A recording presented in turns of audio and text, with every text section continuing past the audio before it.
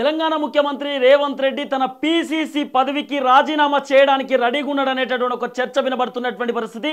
కానీ కొత్త పీసీసీ ఎవరు, మళ్ళీ కొత్త పీసీసీ పదవిలో ఎవరు కూర్చోబోతున్నారు, ఈ తెలంగాణ కాంగ్రెస్ పార్టీకి ఇన్ఛార్జ్ లెక్క ఎవరు వ్యవహరించబోతున్నారు, ఎవరు కీలకమైనటువంటి పాత్రలో కూర్చోబోతున్నారు అనేటటువంటి కోణాలు వినబడుతున్నటువంటి పరిస్థితి.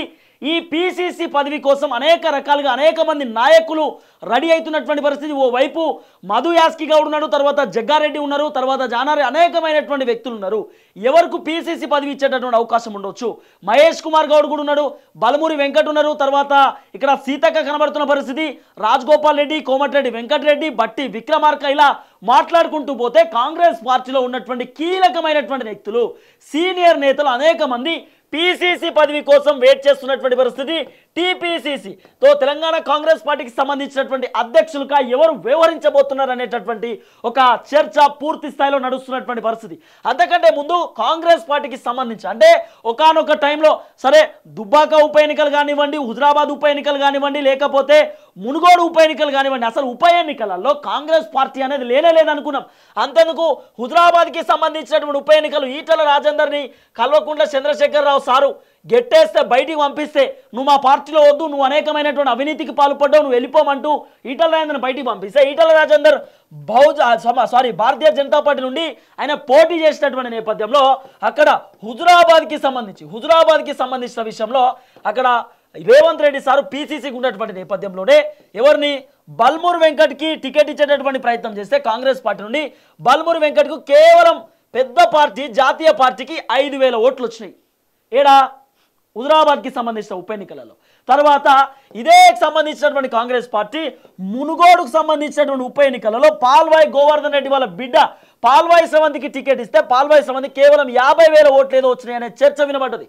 అంటే ఒకానొక టైంలో కాంగ్రెస్ పార్టీ అనేది తెలంగాణ రాష్ట్రంలో కనుమరుగైపోయింది, కాంగ్రెస్ పార్టీ ఖతమైపోయింది అనేటటువంటి నేపథ్యంలోనే ఎప్పుడైతే రేవంత్ రెడ్డికి పీసీసీ పదవి ఇచ్చిరో, ఉత్తమ్ కుమార్ రెడ్డికి ఉన్నటువంటి పీసీసీ పదవిని రేవంత్ రెడ్డి చేతిలో ఎప్పుడైతే పెట్టేటటువంటి ప్రయత్నం చేసిరో, రేవంత్ రెడ్డి మొత్తం కాంగ్రెస్ పార్టీని ఉవ్వెత్తున పైకి లేపేటటువంటి ప్రయత్నం చేసిండు.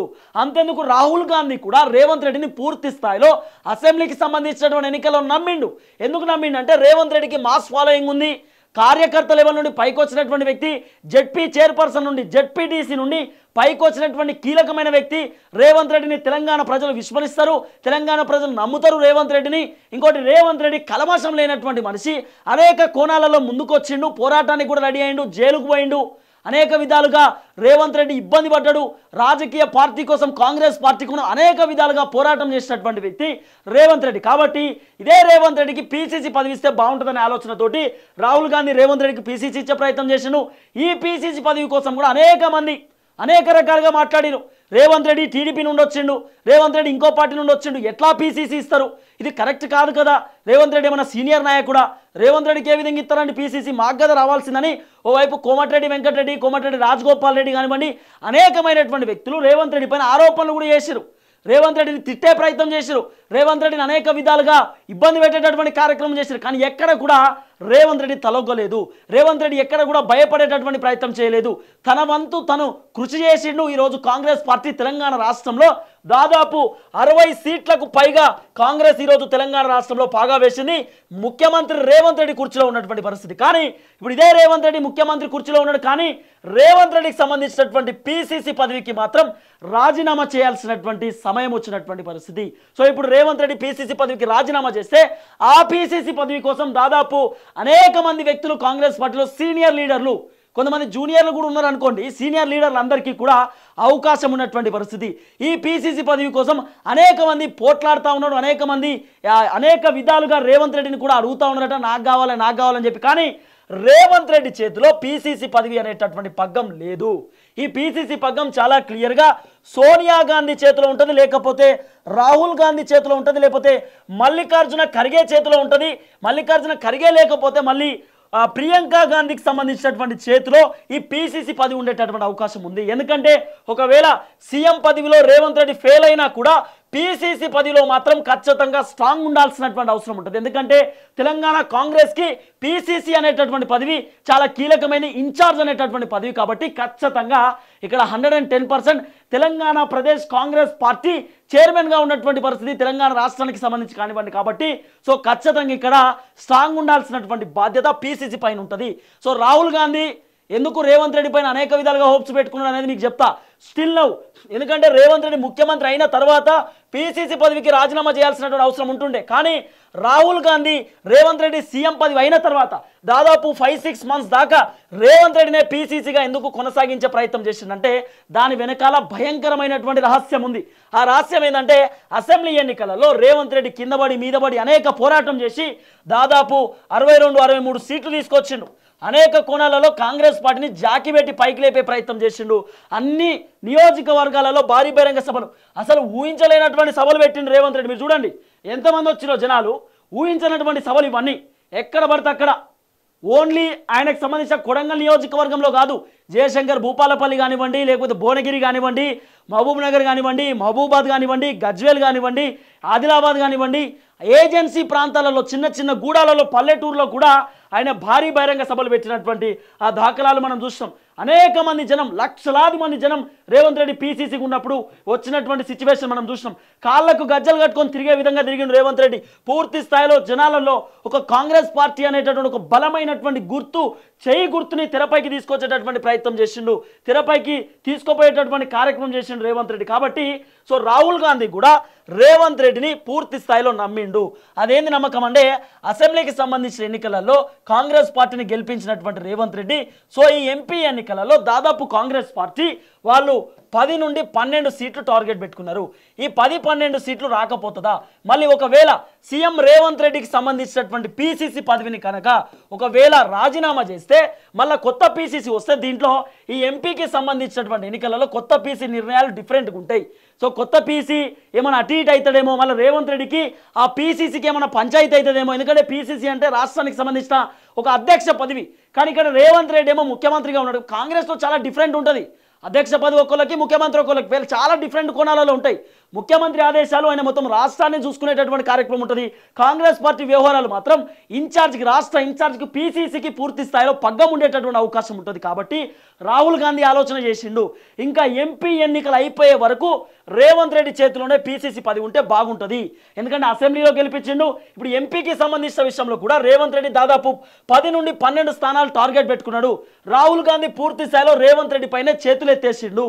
సో రేవంత్ రెడ్డినే పూర్తి స్థాయిలో ఎంపీకి సంబంధించిన ఎన్నికలలో 10 నుండి 12 సీట్లు మీరే రాబట్టాలి, మీరే అన్ని అసెంబ్లీ కాన్స్టిట్యున్సీలో తిరగండి, పార్లమెంట్ కాన్స్టిట్యున్సీలో తిరగండి, ఖచ్చితంగా 10 నుండి 12 రావాల్సిందే, మీకు ఆ బాధ్యతలు అప్పగిస్తున్నా అంటూ కూడా రాహుల్ గాంధీ పూర్తి స్థాయిలో రేవంత్ రెడ్డి పైన చేతులు ఎత్తేసినటువంటి పరిస్థితి. ఒకవేళ రేవంత్ రెడ్డి కనుక ఎంపీకి సంబంధించినటువంటి ఈ ఎన్నికలలో ఈ 17 పార్లమెంట్ నియోజకవర్గాలలో కాంగ్రెస్ పార్టీకి అట్లీస్ట్ 8, 9, 10 ఈ 3 సంఖ్యలలో ఏది రాకపోయినా కూడా ఒకవేళ 7 వచ్చినా 6 వచ్చినా 5 వచ్చినా కూడా కాంగ్రెస్ పార్టీకి ఖచ్చితంగా రేవంత్ రెడ్డి పైన అనేక వ్యక్తులు అనేక విధాలుగా కంప్లైంట్ ఇచ్చేటటువంటి ప్రయత్నం చేస్తారు. రేవంత్ రెడ్డిని మిస్మరైజ్ చేసేటటువంటి ప్రయత్నం చేస్తారు. రేవంత్ రెడ్డిని మిస్లీడింగ్ చేసేటటువంటి ప్రయత్నం చేస్తారు. రాహుల్ గాంధీ రేపటి రోజు ఒకవేళ కాంగ్రెస్ పార్టీకి కనుక ఈ ఎన్నికలలో, ఎంపీ ఎన్నికలలో, ఏదైతే లోక్సభ ఎన్నికలలో ఒక 7 వచ్చినా కూడా రాహుల్ గాంధీ మీటింగ్ పెట్టమని అడుగుతాడు, రేవంత్ రెడ్డిని పిలిపిస్తాడు, కాంగ్రెస్ పార్టీకి సంబంధించినటువంటి ఎమ్మెల్యేలను పిలిపించి మాట్లాడతాడు. అసలు ఏమైంది, ఎందుకు ఓడిపోయింది, ఎందుకు 7 స్థానాలు వచ్చినాయి, మనం 10 టార్గెట్ పెట్టుకున్నాం ఏమైందని చెప్తే సింపుల్గా ఈ ఎమ్మెల్యేలు ఏమంటారు, రేవంత్ రెడ్డి అంటే గిట్టనటువంటి వాళ్ళు, రేవంత్ రెడ్డి అంటే ఇష్టం లేనటువంటి వాళ్ళు, వాళ్ళు చెప్పేటటువంటి ముచ్చట సింపుల్ ఏంది సార్, మేము చెప్పినాం మనం గిట్ల కాదు, గిట్ల పోతే బాగుంటుంది, మనం ముళ్ళబాటలో పోతున్నాం, కొత్త రోడ్డు వేసినాం, తార్ రోడ్డు, ఆ తార్ రోడ్డు పోదామన్నాం, రేవంత్ రెడ్డి రాలేదు, ముళ్ళబాటలోనే పోయిండు, మమ్మల్ని కలుపుకొని ముందుకు పోలేదు, మా మాటలు పట్టించుకోలేదు, మమ్మల్ని డేకలేదు సార్, ఆయన ఇష్టమున్నట్టు వ్యవహరించిండు. కాబట్టి ఈరోజు మనకు 7, 8 వచ్చినాయి సార్. అదే మేము చెప్పినట్టుంటే మమ్మల్ని కలుపుకొని ముందుకు పోతే, ఎవరిని పట్టించుకోలేదు, ఒంటరి పోకట పోయిండు, మమ్మల్ని అందరినీ కలుపుకొని ముందుకు పోతే కనుక ఖచ్చితంగా 10 నుండి 12 సీట్లు వస్తుండే సార్ అని చెప్పి సింపుల్గా రేవంత్ రెడ్డి పైన కొంతమంది గిట్టనటువంటి వాళ్ళు, కాంగ్రెస్ పార్టీలో రేవంత్ రెడ్డి అంటే ఎవరికి ఇష్టం లేదో మనందరికీ తెలుసు, ప్రత్యేకంగా మనం పేరు చెప్పాల్సినటువంటి అవసరం లేదు, వాళ్ళు సింపుల్గా రేవంత్ రెడ్డి పైన కంప్లైంట్ ఇచ్చేటటువంటి ప్రయత్నం చేయవచ్చు. కాబట్టి ఇవన్నీ పంచాయతీలు ఎందుకు అనేటటువంటి నేపథ్యంలో రేవంత్ రెడ్డి కూడా తన పీసీసీ పదవికి రాజీనామా చేయడానికి రెడీగా ఉన్నాడు అనేటటువంటి ఒక చర్చ వినబడుతున్నది. సో ఓవైపు సోనియా గాంధీ కూడా పీసీసీ ఎవరుంటే బాగుంటుంది తెలంగాణ రాష్ట్రంలో, ఎందుకంటే తెలంగాణ రాష్ట్రంలో కాంగ్రెస్ అధికారంలో ఉన్నటువంటి పరిస్థితి కాబట్టి ఎక్కడ కూడా కాంగ్రెస్ పార్టీ చేయి జారకుండా మళ్ళీ వచ్చేటటువంటి అసెంబ్లీ ఎన్నికలలో కూడా కాంగ్రెస్ అధికారంలోకి రావాలి, మళ్ళీ కాంగ్రెస్ని తెలంగాణ రాష్ట్రంలో ఫామ్ చేస్తాము అనేక కోణాలలో. ఓవైపు ఉమ్మడి ఆంధ్రప్రదేశ్ ఉన్నప్పుడు 2 రాష్ట్రాలు కలిసి ఉన్నప్పుడు కాంగ్రెస్ పోయినటువంటి నేపథ్యంలో దాదాపు 10 సంవత్సరాలుగా కాంగ్రెస్ రాలేదు. కానీ ఇప్పుడు మళ్ళీ కాంగ్రెస్ ఫామ్ అయింది కాబట్టి సోనియా గాంధీ కూడా ఉంటుంది కదా, కాంగ్రెస్ అనేది తెలంగాణలో ఖచ్చితంగా మళ్ళీ రావాలి, బలంగా ఉండాలి కాంగ్రెస్ పార్టీ, మనమే అక్కడ మొత్తం రూల్ చేయాలనేటటువంటి నేపథ్యం సోనియా గాంధీ కూడా ఉంటుంది కదా. కాబట్టి సోనియా గాంధీ మళ్ళీ వచ్చేటటువంటి అసెంబ్లీ ఎన్నికలలో ఖచ్చితంగా 2024 లేకపోతే 2000 సంబంధించినటువంటి మళ్ళీ వచ్చేటటువంటి ఎన్నికలు 2028కి సంబంధించినటువంటి ఎన్నికలు కానివ్వండి, పూర్తి స్థాయిలో మళ్ళీ కాంగ్రెస్ అధికారంలోకి రావాలంటే ఖచ్చితంగా ఇక్కడ పీసీసీ పదవి కీలకమైనటువంటి వ్యక్తులకు ఇవ్వాలి. పీసీసీకి ఎవరైతే రాష్ట్ర అధ్యక్ష పదవిలో ఉంటారో వాళ్ళని తెలంగాణ ప్రజలు నమ్మాలి, యూత్ ఫాలోయింగ్ ఎక్కువ ఉండాలి, మామూలు యూత్ ఫాలోయింగ్ ఉండదు, రేవంత్ రెడ్డి కంటే పీక్స్లో యూత్ ఫాలోయింగ్ ఉండాలి, వాళ్ళకి ఇవ్వాలనేటటువంటి ఆలోచనలో ఉన్నారు. కానీ దేవులాడుతూ ఉంటే అట్లా దొరికేటటువంటి పరిస్థితి లేదు. రాహుల్ గాంధీ, సోనియా గాంధీ ఇంకో కోణంలో కూడా ఆలోచన చేస్తున్నారు. ఒకవేళ రేవంత్ రెడ్డి ముఖ్యమంత్రిగా ఉన్నాడు, రేవంత్ రెడ్డి ఆల్రెడీ అనే సీఎం ఉన్నటువంటి నేపథ్యంలో వేరే వాళ్ళకి పీసీసీ పదవి కనుక ఇస్తే వీళ్ళిద్దరి మధ్యలో క్లాషెస్ వస్తే తెలంగాణ రాష్ట్రంలో రాజకీయాలు ఏమైనా దెబ్బతింటదేమో, ఏమైనా కాంగ్రెస్ పార్టీ మిస్లీడ్ అవుతుందేమో, ఇబ్బంది పడుతుందేమో అనే కోణాలలో కూడా ఆలోచన చేస్తున్నారు. కాబట్టి సో రేవంత్ రెడ్డి పీసీసీ ఉంచుదామా లేకపోతే తీసేద్దామా, కొత్త వాళ్ళకి ఇద్దామా అనేటటువంటి ఆలోచనలు కూడా ఉన్నారు. కానీ పీసీసీ పదవికి సంబంధించిన విషయంలో మాత్రం ఇక్కడ పూర్తి స్థాయిలో కాంగ్రెస్ పార్టీలో హై టెన్షన్ వాతావరణం ఉంది. నాకు పీసీసీ పదవి అంటే నాకు పీసీసీ పదవి అనేటటువంటి కోణాలలో వాళ్ళు కొంత ఆలోచన చేస్తూ ఉన్నారు, తర్జన భర్జన అవుతున్నటువంటి పరిస్థితి. కానీ అధిష్టానం మాత్రం పూర్తి స్థాయిలో ఆలోచన చేస్తూ ఉంది. రేవంత్ రెడ్డి కాకుండా పీసీసీ పదవి ఎవరికి ఇవ్వాలి అంటూ కూడా చాలా క్లియర్గా ఆలోచిస్తున్నటువంటి పరిస్థితి. ఎలాంటి కీలకమైనటువంటి నిర్ణయాలు తెరపై తీసుకొస్తున్నది కూడా చూడాల్సినటువంటి అవసరం పూర్తి స్థాయిలో ఉంటుంది.